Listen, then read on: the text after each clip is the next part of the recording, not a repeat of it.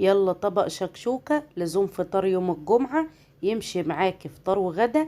10 على 10. اذكروا الله وصلوا على محمد. ويلا بينا نشوف الطريقة. عندي هنا 3 طماطميات او 4. هقطعهم كويس قوي زي ما انتوا شايفين كده، قطع متوسطة. قلت ما نقطعش الخضار صغير قوي عشان ما نفقدش القيمة الغذائية بتاعته. تمام. قطعنا الطماطم. يلا بقى فلفل رومي على فلفل حابي بالشكل اللي انتوا شايفينه ده. نحطهم بقى مع بعض في طبق كده، الفلفل والطماطم. تعالوا هنا بقى بصلاية كبيرة لكل 6 بيضات. تمام. هنبدأ ان احنا نخرطها على ايدينا كده. يلا طاسة على النار او صينية، ننزل عليها بحبة زيت ومعلقة سمنة.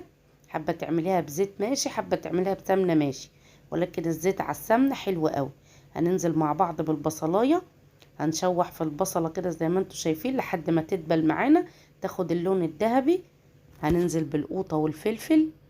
بعد كده هنحط رشة ملح ورشة فلفل عشان الخضار بتاعنا يدبل لحد ما ياخد الشكل ده. 6 بيضات عليهم ملح وفلفل. هبدأ انزل بيهم بالشكل اللي انتوا شايفينه ده، وهدي النار واسوي البيض حاجة حاجة لحد ما تاخدوا الشكل النهائي ده. وبألف هنا والشفا. السلام عليكم.